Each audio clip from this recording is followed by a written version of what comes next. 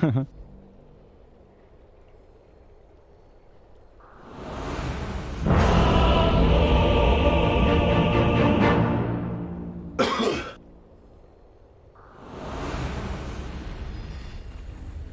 fire with fire!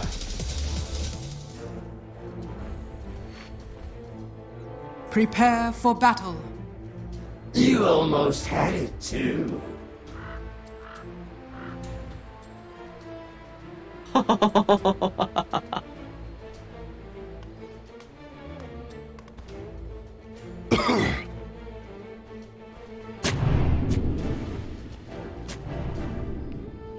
Ladies and gentlemen, we have gone the distance here in our first series of the DPC NA DPC Upper Division. Trent, we're already into the game. How you feeling? You ready for this one? Yes, I mean, how can you not be after that last game? That can prepare you for anything to watch a game like that. So I'm hoping we get something similar. I'm not going to lie. I'd much rather have a game closer to game number 2 than game number 1. Although game number 1 wasn't like a stomp or anything too crazy, but you know, it's hard to top a match like that as these teams battle it out with another fast early ward-based fight. Oh yeah, and they're gonna get Fly here at least for a moment. Does have his Q if he's a little bit worried about the slowdown, and he's gonna use it and get himself away. So they take out that ward. I think that's the second time, if I'm not mistaken, that EG take out their initial ward before the horn. Yeah, they got it last game too. Very annoying for the mid. Trying to give them a little bit of help to Abed in the mid lane. Not that he needs it, of course. Right. You know, this isn't Quinn on the other side. Or, of course, top NA mid laner who are, well, you know, Quinn's getting talked up over the past couple months. Okay. And this is just Gunner. No, sorry, Gunner. Jesus. Unbelievable here, Trent. Everybody go yell at him on Twitter. Go yell at TretPax on Twitter and let him know how you feel about that. Make sure you follow while you're there. Perfect right. stuff. Thank you for the plug. No problem. That's how it works. Don't forget we have NA DPC Twitter accounts too. So yeah, hit them up as well. Most Storm Spirit games, 4th place for Abed now. Jeez. As I guess he was already ahead of Ferrari 430, but 59.2% win rate. Not too bad. Got a ways to go before he catches old Sumail though. Yeah, but he's catching up to Don though. He's only a couple behind him there. So you know, possibly by the end of this DPC, depending upon how it all works out, we might see something change there. Abed's just like, how is this guy still playing? I gotta catch this guy. You know, it's interesting. The panel was talking about the potential for a mid Grimstroke. And I kind of like the idea of it, but I will say that I think you get even better value out of the Grimstroke playing in the 4 position just because they're going up against the Tidehunter. So often that's been like such a devastating counter to this hero when you try and jump in for a big Ravage or what have you, and then the opportunity just gets taken away. Yeah, pretty annoying to play against. I have actually cast a mid Grimstroke already too, so I've had a chance to witness this this pub brought into the pro scene. Right. It's I don't know. It just reeks of Thompson. It really does. Like, cause you like rush this E-blade and I don't know. It's like your other cheeky mids, we'll just say. Fair enough. Crit here. Trying to go toe-to-toe against Sammy Boy. Gotta walk away. Arteezy's still right on top of him. The Courier's heading over as well. Can they kill Crit? Looking for the angle. He pump fakes it until he doesn't have an opportunity. And now he's just gonna get jumped on. Is he dead? Oh, man. Or Arteezy, maybe a chance to turn there now. Arteezy's the one that started to drop. Just an absolute slobber knocker in this top lane as Ocean now has to walk away. They do have another stroke of fate in just a moment, but that's going to be first blood drawn by Artur. So they don't want the bad matchup as but wait. Oh, he heard you talking, Trent. Yeah. He's like, oh, I'll show this guy. Nice ward you got there, friend. Not enough to help you. And they take down Brax as well. He dies to the tower after Ice gets the gush, lowering his armor down underneath it. Dude, it is just popping off here. Wait, what? Okay. That's unusual. It's a pretty rare depth to see in this matchup. Ice is now level 4.5 versus 2.5. Oh no. All right, this is a problem. You know, I think Jenkins was talking about some of the keys to the victory that he saw for Zoomers was it being a good laning stage, and EG have just switched up these lanes, now getting a one-on-one of Ice versus Brax down bottom, and that's really screwed things up for him. Level 2 is just like so awkward for bad. The 3 is nice, like just starting to buff up the napalm. Right. He needs a little bit more value out of these fireflies whenever he pops one. Back to that like very initial fight though, I thought that Crit did an excellent job of like utilizing his fairy fire. Like the way that he was trying to trade as a shadow shaman, I think is super key in this lane because he came salve, 5 tangos, and a fairy fire. Like he's abusing that heavy right click damage that you get. Yeah, being the one up front and center. And it's not like terrible movement speed either for him, the way I feel like it used to be. Like 285 is not awful, even though everybody's a little bit faster than around the area. But as we get close to this 4-minute mark, the one benefit that you can definitely have at the very least for Zoomers is that Gunnar getting that solo kill onto Abed, much needed. But now they're going to rotate, try and secure a rune, but it's down bottom, so Gunnar will get the bottle refill. Yeah, it's giving him a little bit of an edge there. Net worth-wise, he's neck and neck there with Ice. As Brax sprays his way back to the tower. Ice is approaching Ravage right now. God. And so if he can whittle down Brax and threatens me something else, it's his 98th game on Tide. Second most still to ROTK. Wow, that's kind of funny. Jeez. Well, he's going to pass. QO still has the leading PA. Oh, Caveman Dota. Good times. Of course he does. Well, it's going to be an interesting one to watch, this one for sure, because it feels like Ice is primed to have an amazing start. And likewise up top, things to get a little bit testy here. Already only 10 last hits for Sammy Boy. Yeah, that's true. I've been looking more at the last hit battles in the side lanes, but yeah, Sammy Boy and Brax a little hurting here so far. And Gunnar, he's trying to salvage Brax's lane right now. This is going to be both bounties too. Oh, Ravage though, and he gets the Kraken Shell immediately taking it off. Dude, that timing with only 1 point is insane. Yeah, that was well done. I mean, the guy's played Tide a few times. I'm not going to chalk that up to luck. I think he might know what he's doing. But yeah, Gunnar does get the double bottle, so unfortunate that you don't get the kill, but at least the Ravage is down. This means he's not going to kill Brax with it, and you can double bottle up while giving your mid lane to Ocean for a little bit. So not a super successful play, but they don't lose out on too much, I don't think. True. Yeah, so that helps at least in some fashion. It's not as good as it could have been, but it's something at the very least. As Gunnar is actually going to head on over towards the jungle, it looks like, or come back in towards mid again. I'm not sure what his plan is here. I guess he wants to contest for the rune. Abed's just trying to finish the stack. He's like, oh yes, just in time. And down for the 6 minutes. This is a level 3 Oracle too. He's got the big damage. Oh, nothing. Ocean spots the regen down bottom, and he's just gonna have to take it himself. Yeah, can't leave that for Abed to possibly take it. But all 3 lanes being won right now by EG. Yeah, I mean, your Lesh had like full bottle anyway. It's not a big deal. He's like, yeah, I would like to farm with that too, but as he said, the risk is just too much for a storm. Abed correctly identifies exactly where Gunnar's playing, and he's taking stacks and stuff, but he can't do anything about it. Right. So sit back, farm up a little bit more. Abed definitely having a good time here in mid. And this is also, you know, the fact that you're not dying up top and that there's still like a couple CS to be had for Sammy Boy here and there. It's sort of making the best of a bad situation. This was their big hero for a while. Back when Clinkz was like completely busted, right? We saw Sammy Boy play Clinkz constantly. They were like one of the teams really trying to push that hero with or without the Ench several times. So it's, I would say probably one of his more confident heroes, but he's not exactly a big meta hero at the moment, right? Mm-hmm. Curious to see how well it goes for him. Zip on into Ocean mid, kicks Abed back underneath the tower, but the shackles will connect, and that should be more than enough to take down Ocean. So Crit makes that rotation and helps set up Abed to have an even better game. As down bottom, trying to bring down Ice yet again. Ravage back up in 10 seconds. And Gunnar doesn't actually have any more mana, but will they be able to bring him down nonetheless? The rotation coming in from Abed. I think they just got wrecked. Yeah, he's like, thank you very much. I will take that kill. I'm surprised he didn't taunt on him while he was at it. You look ravaged. Yeah, just gave him the tip instead. Yeah, that's very unfortunate. Ice is owning this game completely. I think he did not feel as great or as comfortable on that Legion Commander last game for sure. One of the performances that I think you'd like to forget, but definitely off to a better start here in this one.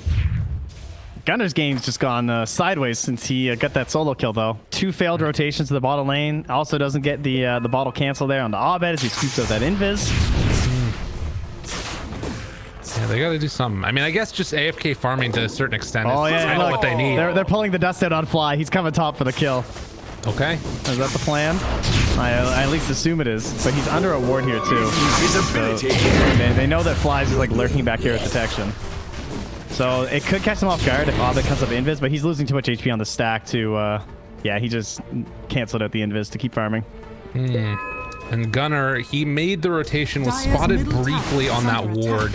But then they ended up canceling the this charge. ward's now spotting Abed. They decided not to smoke, so... A lot of vision had up in this top lane. EG spot Zoomers and Zoomers spot EG, and now everybody's just kind of chilling, waiting. They're thinking about it. Catch it with the sentry now.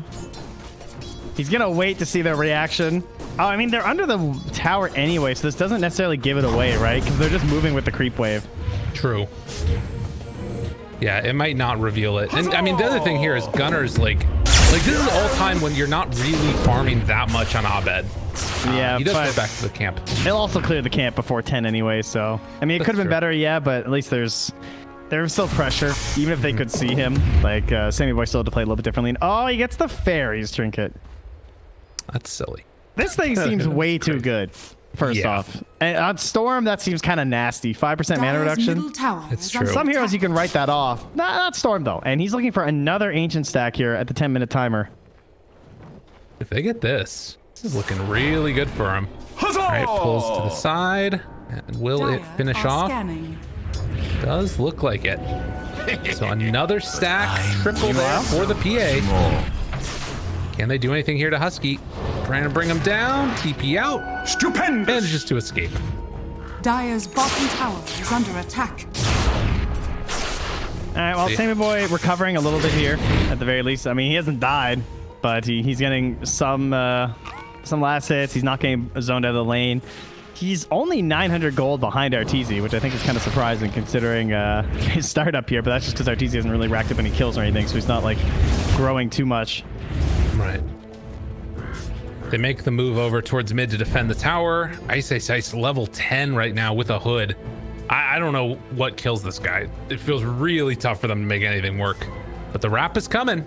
Gunner, Ocean, under wards, but smoked up. They run into Fly. Gonna find that kill right at the start now. Have eyes on Arteezy, but it does look like it's a bit too hard to chase this one down, most likely. Yeah, they're just going to take mid instead. Because, like, Ice isn't there, so it's hard to really turn that fight around, and it's in an awkward spot too far from the tower in case you want to try and TP, so they're just going to snake mid. And it does look like they're just going to get it. Dire's Hit the one that secures the last hit. And this comes back to the threat of the Ravage. Right. Forcing him to pop it, even if you can't get a successful defense, could kind of feel good as long as no one dies. Because now they're just going to walk top and do it again. And they don't necessarily even need the snakes if Storm gets a power rune at 12. Man, what a great start this game has turned out for. And I think so much of it also is just that, like, initial battle that went on where Brax died down bottom, and how good of a game that set Ice up to have. And now securing these Ancients. Now, mind you, he does have bots. Brax, like, he has just been stationary, like completely static down bottom.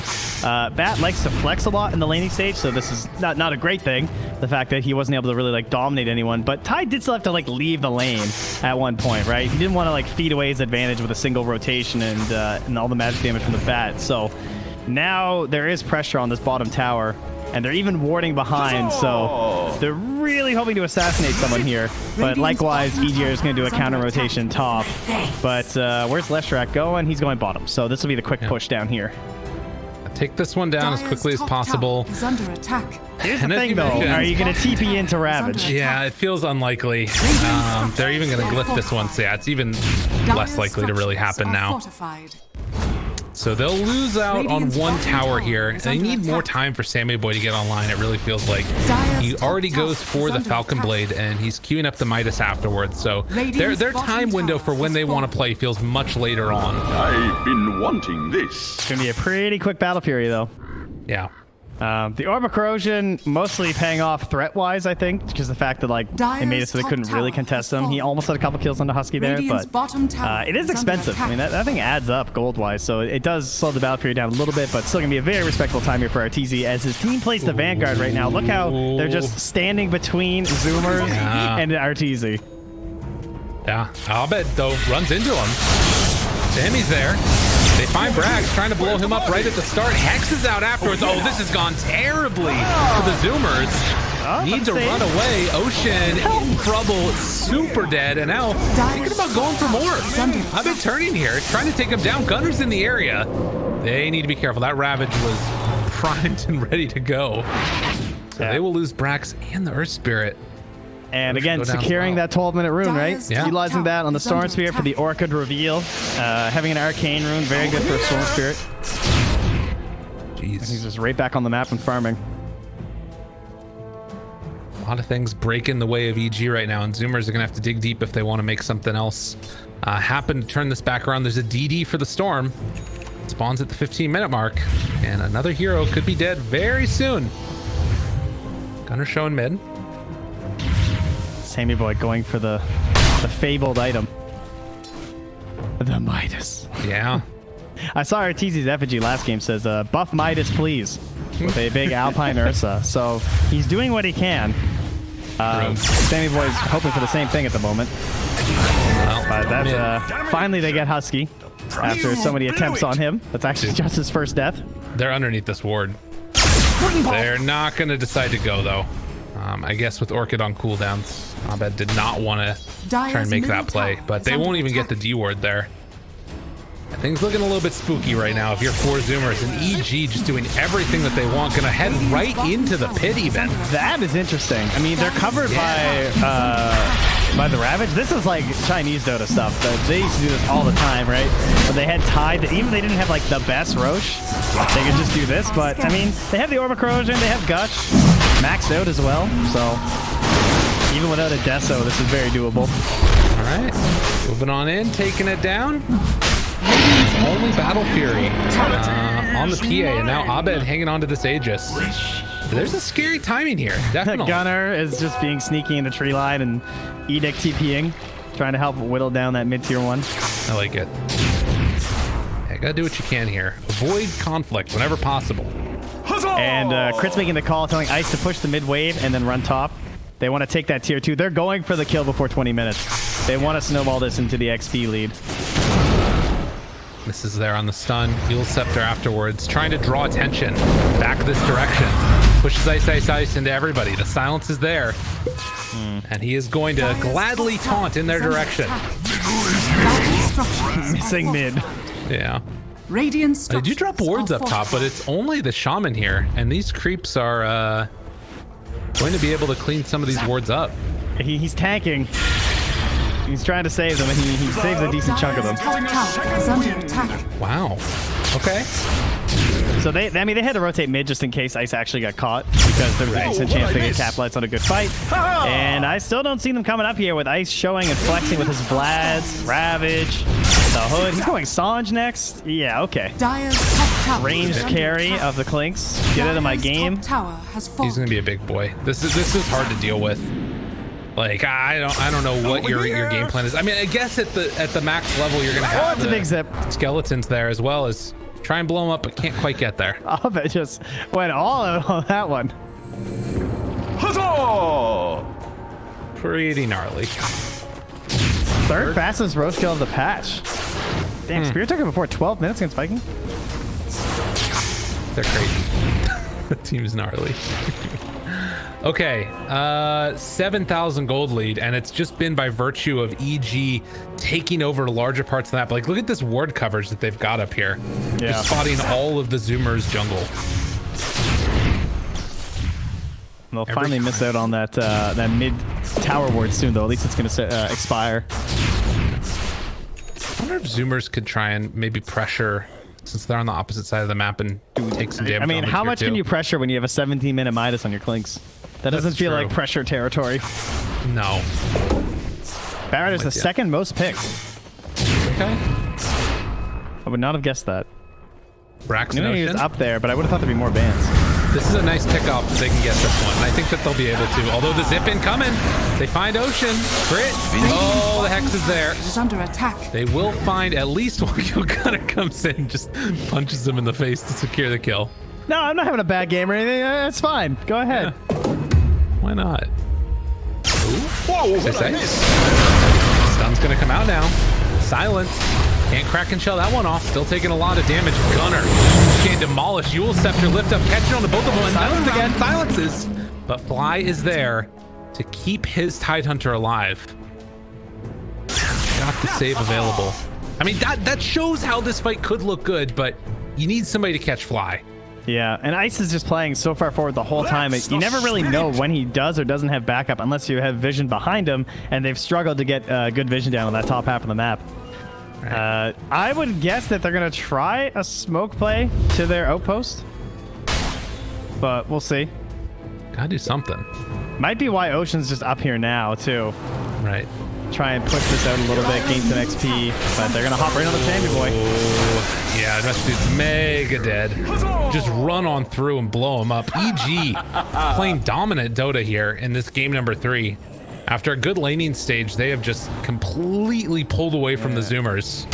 I wondered if Abed was gonna follow the trail of breadcrumbs there for Brax's Firefly, but they'll let him live this time as they dust away there. Oh my god, they immediately TP2. And they're just gotta get the hell out of here. He's underneath the ward still. I think Abed might just go kill him. Thinking about it. Too. Oh no, that was his Obs. Is that Obs under the sentry? Oh my god, is it just outside again? I think it's under. Yeah, we'll see in a moment. It's close. Yeah, it's under. You can check with the vision. So they say size. The wraparound Ravage, they never see it coming. Caught on to absolutely everybody. Sammy Boy gonna be held in the tongue of the frog-like crit man. He too will fall. Devastating round of engagements. Gunner gonna try and hold his own. We'll get the kill on Arteezy. That's not insignificant. Leshrac. Oh, but there's Abed, and yeah, he's just gonna find another kill. Right show up on their mid and gotta run away. Brax might be able to make his way out. And it does look like he will. Yeah, but did he take down too? Did he just walk up and ravage slowly? That's pretty much what that was. That was like the slowest little juke ravage initiation of all time. Yeah, it was nice. Dire's middle tower is under attack. I think they just missed him. He was hiding in the trees, you know? He knows what he's doing. Well, they get the outpost. So that big victory, of course, that we look for in any of these stompy games was secured by the side of EG, just elevating it. As it though, kill onto Arteezy, nothing to scoff at, but certainly not enough to just instantly get you back into things when he's also the third highest carry core right now on the side of EG, with Ice and Abed still owning this game. Right. Well, and it feels like it has to be these sort of like, you know, guerrilla style warfare that we've got from Zoomers. Finding pickoffs where they can get them. I mean, ideally you would want to like make a play now that Ravage is down, but they really don't have like anything that's a threat, I feel like, in this game. You know, with net worth like this, both Ice and Abed are sea monsters. Wow. Radiant's bottom tower is just unbelievable, Trent. Thank you. You impress me daily. The package comes in the mail once you have a child. It's damn sea monsters. What are you talking about? What is the solution here, though? BKB for Gunner. That's obviously going to be a huge one. There is still a PA, though, so it's not exactly a get-out-of-jail-free card, but it is something to try and give you space in the fights. Likewise, the BKB is done for Brax. But last game we talked about like pushing issues. Not really the case here from these heroes. PA, even though she's not like the best tower hitter, with the itemization she goes for, and with the backup that she's had here, and the much longer reach of initiation. That was something that was a little bit rougher for Zoomers last game. A Storm with a Tidehunter with a Blink Dagger is a great way to crack high ground. Radiant's middle tower is under attack. And he just now is going to complete that Blink Dagger. I was wondering if he was going to go for it or maybe just try and build into that halberd fully. But nonetheless, time will tell. Wards were dropped mid. The tower is gone. Only tier 1 remaining in the bottom side of the map. I love this Sanj pickup, though. Yeah. It's like it's so useful because of how they just want to stack everything on top of him. And he already has the Oracle to help save him. So then when you combine all that with the HP regen and the lifesteal lamp and everything, it gives him a lot of benefits from the Oracle's help. Huh. This is interesting too. Ice Ice pushes the wave first, waits to deliver his Blink Dagger until he pushed the wave, and now he's hiding it. He's such a sneaky guy with that, man. Yeah. That's really cool. And now they're smoking to try and take this fight, but they're not going to realize the Blink Dagger's up. And REG going to smoke themselves. So their big jump is the double BKB, right? Lesh and Batrider. That's the thing they're showing off with this smoke gank, whereas it's the Blink Dagger from EG. And Ice knows. That's their smoking positioning is what that is. Like look where Fly is and look where Ice is. They know exactly what the Zoomers are up to. I will say that Storm had a regen rune, went all the way bottom. I was thinking that when he showed on that lane, Zoomers might have been willing to go at that point because he was so far away, but they're going to play it safe. They're going to take back their own jungle and try and avoid whenever possible now after that How many smoke bounties did not connect. Are they going to get, I wonder, though? Yeah, I'm not sure. Here I am. Maybe one? I don't even know if they're going to get one. Ooh, it's a haste rune for Storm now. And he just finished his Bloodstone. Abed wants to battle. He wants to get these charges up. You just know it.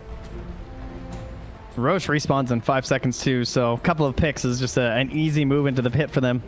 Oh, don't show on the lane. Gunner, he doesn't run into everybody. Oh, God. BKB immediately TP's out of there, rolls away. Not necessarily the BKB you would have wanted, but he at least is able to survive.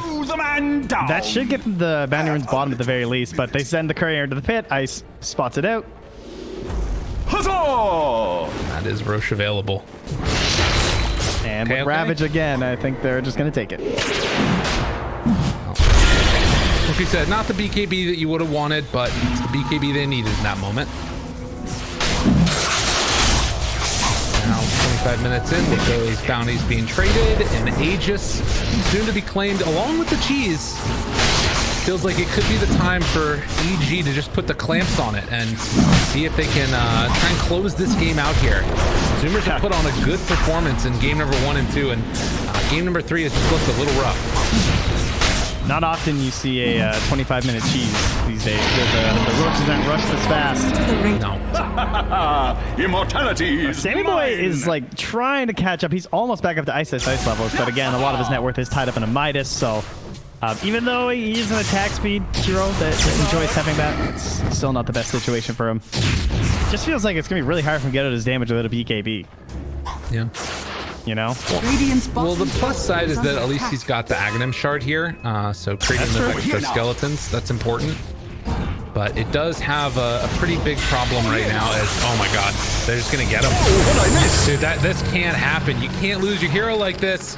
Sammy trying to run away, barely able to make the jump, but it won't happen. That sentry, like, he didn't have dust on Abed. So that sentry just completely won that farm. And the worst part was they had a sentry up there too. Yeah. They just obviously hadn't checked it in a while, and oh man. I love doing that though. Leaving your sentry on top of the enemy sentry. Right. Damage. Always makes them feel safe. Well, devastating moment right there as Sammy Boy's gonna go down. They will pop Glyph to hang on to this one, but you can see EG just has no fear. They're not afraid. Gunner though.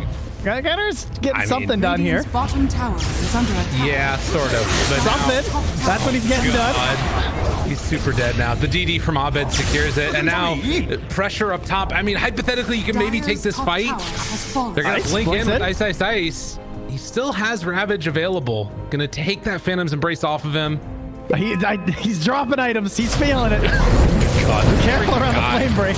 Rolling afterwards. Still the silence is on. They're gonna pull back in RTZ. Maybe they can bring him down here.